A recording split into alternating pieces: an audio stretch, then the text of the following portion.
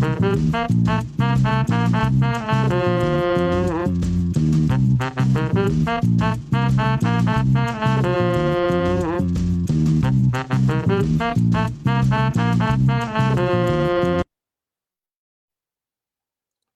and welcome back to Center Webcast. This is episode 16. I am joined next by Dr. Abigail Adams.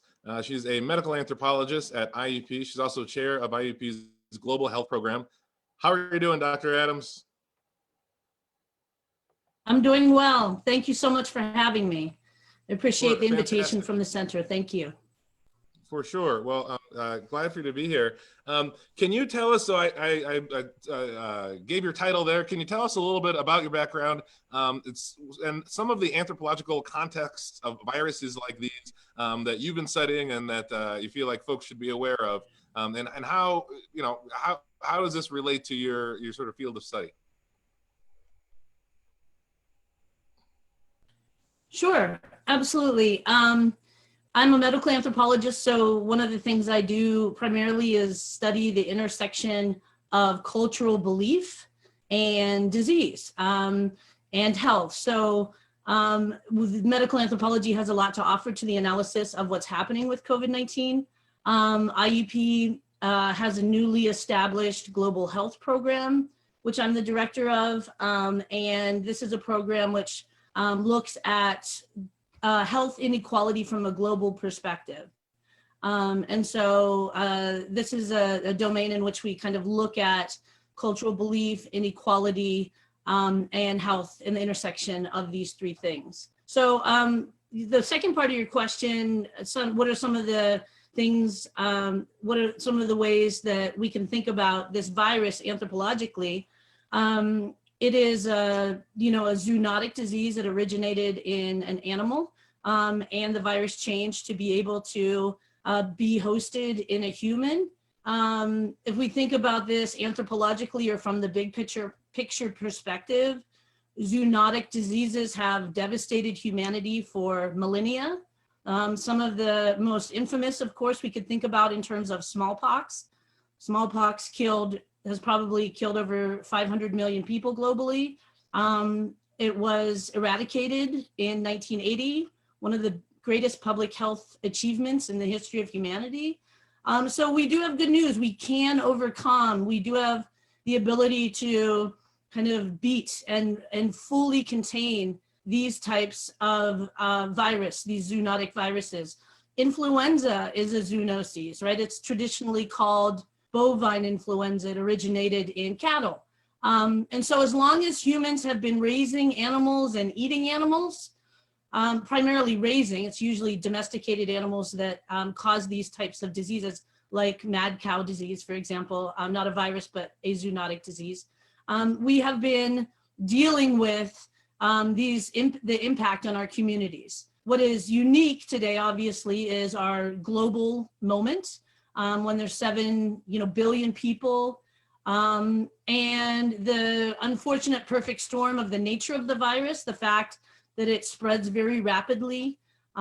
It's R naught factor, which is a kind of a statistical analysis of the number of people an infected individual will go on to infect. The R naught factor of COVID is around 3, which is not good. If you think about exponential spread of disease, influenza is typically hovers between 1 and 2. So it's a highly infectious or highly contagious disease.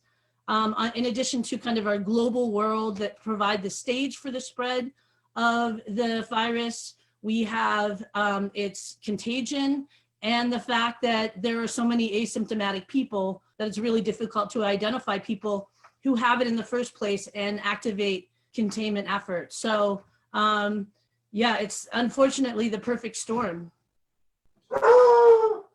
Hey. Sorry, that's my dog. That's okay. It's all good. So in terms of, what can we learn? What can we learn that can help us out? Is that Truman? That's Truman, isn't it? Sorry, yes, that's my lovely dog who's scared of everything.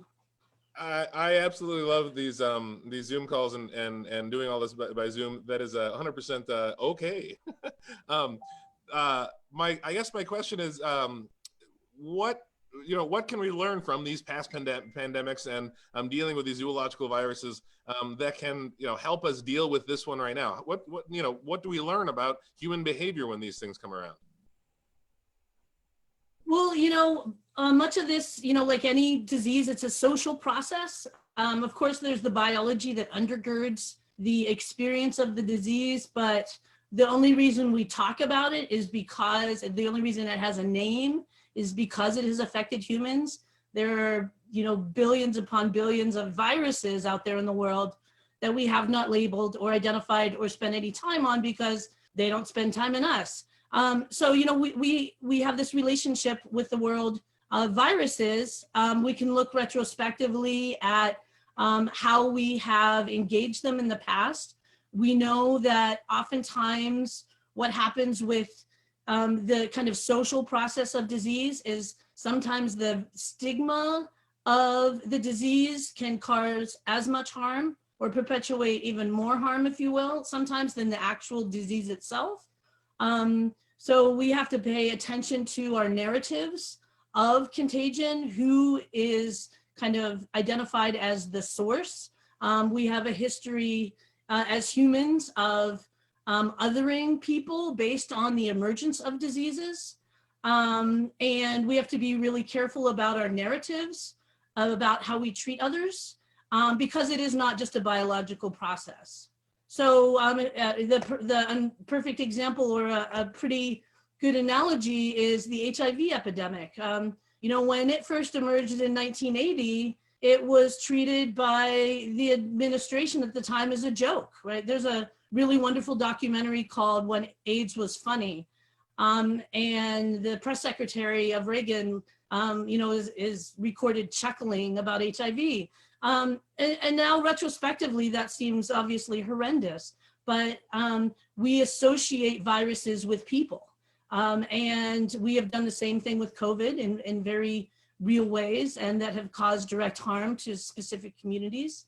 But also beyond that, there is what has occurred with the virus that it lays bare our inequalities, that there are certain communities that are suffering more from the virus.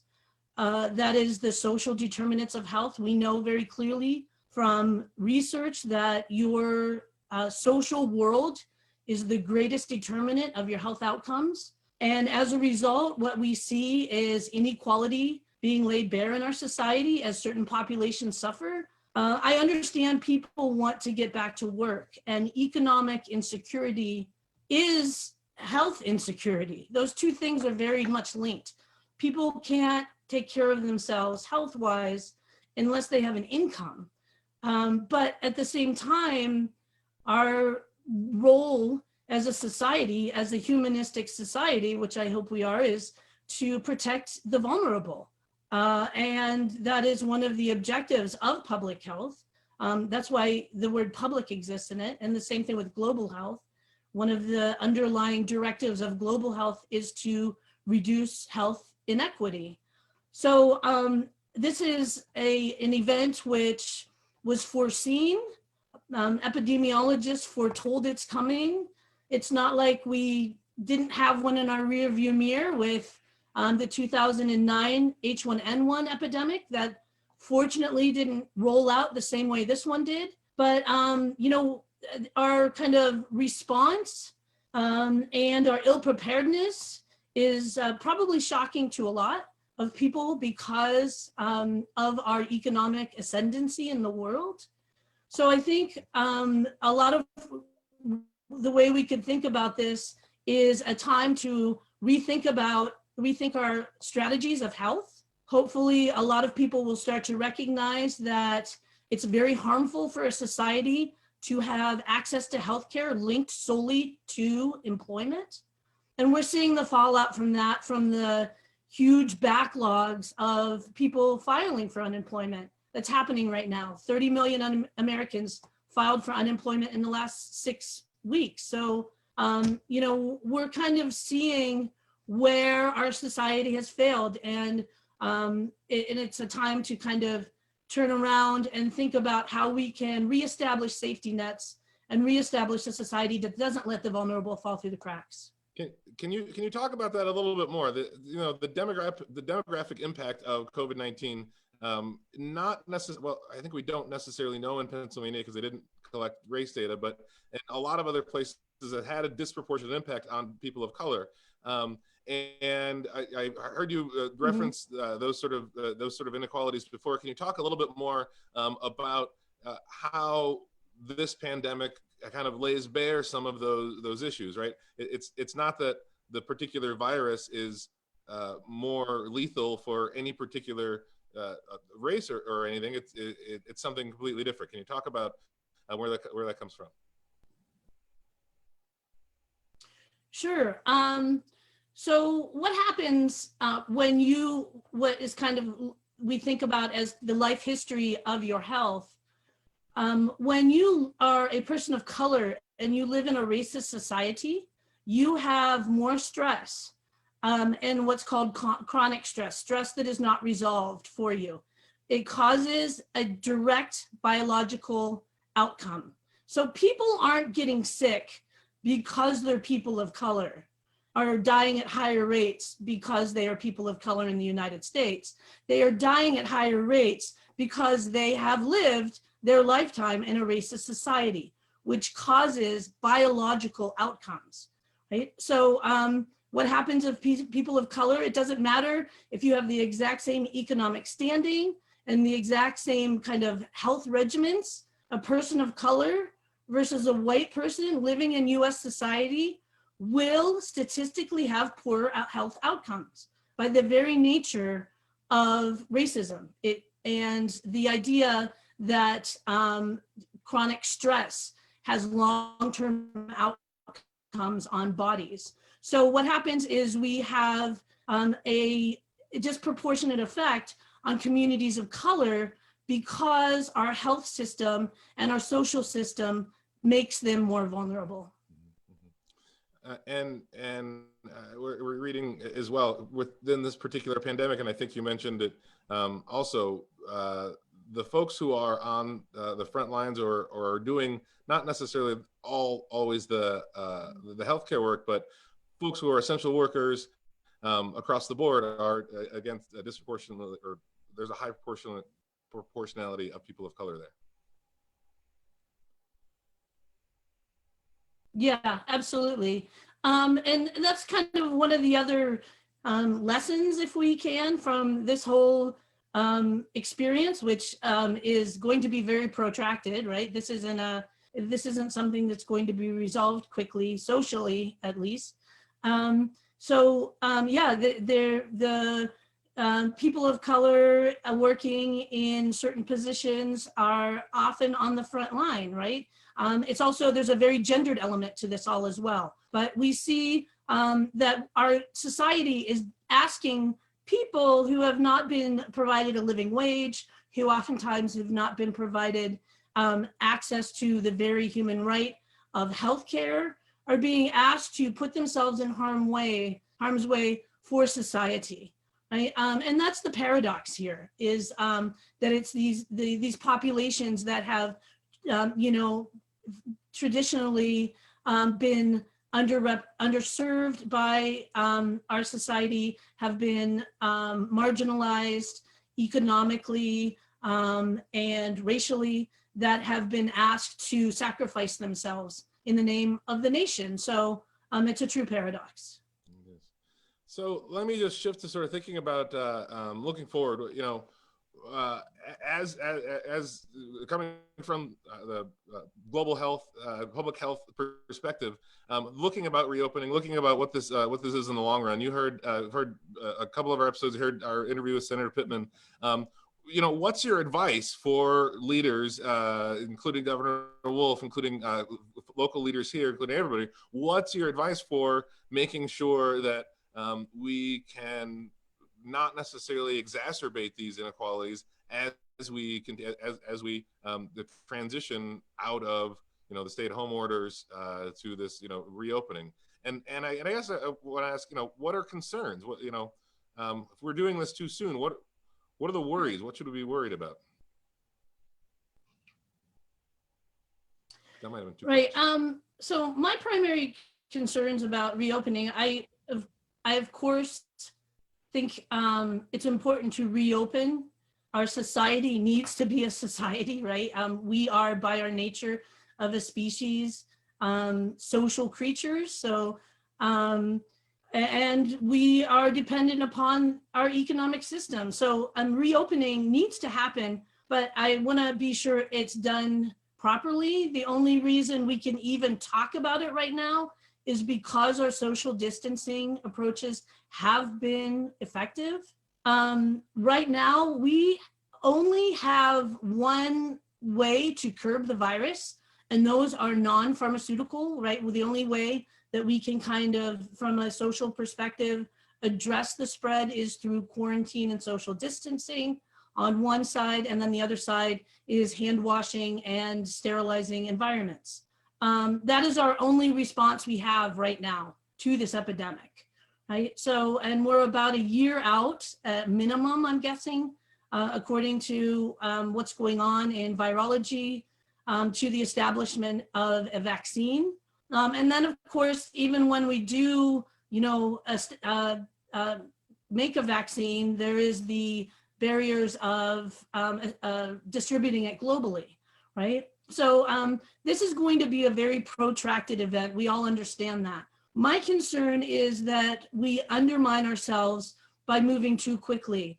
The reality is that COVID-19 is still ravaging our nation.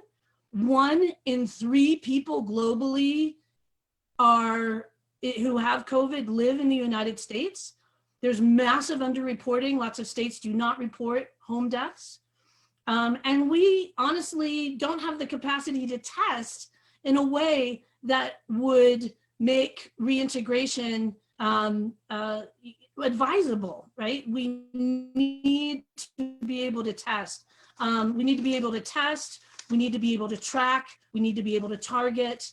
Otherwise, we're going to see, what epidemiologists are warning about, kind of the bad side of reintegration or reopening, which is a massive uptick. I think we have the benefit as a nation of being able to see what's playing out in other territories and geographies as they are kind of a few months ahead of us with the virus. But of course, every kind of manifestation of the virus has different social factors. So I think it would be prudent to take pause and see what other geographies are doing. I know that in Paris right now, you cannot leave your apartment unless you have a stamped time card, and you're only allowed to be out for an hour, and it is heavily enforced, right? And, do we need kind of this drastic response? Are people going to social distance once appropriately, once reopening happens? And how do we even enforce that in the first place? The problem is this is very much ideological, right? That a lot of people around our community and a lot of people across the country don't even really believe that the virus is something that is a true threat, right? There's a lot of talk of this being a hoax, and that is unfortunately been supported in lots of media outlets, and this has been supported in kind of various ways. I found it incredibly disappointing from a kind of signaling perspective that our vice president chose to go to a clinic for people suffering from COVID without a mask. I mean, that in terms of a public service message, that was incredibly harmful. Why don't we have public service announcements on television, normalizing mask wearing, normalizing social distancing? We are doing a really, really bad job of getting the message out. There's been so much conflicting information. How do you ask people to stay at home and lose their income when there's something that they don't even believe in, right? So, this is really an ideological battle, if you will. I hate to use militaristic metaphors, but it seems to be what we tend to use when we talk about viruses.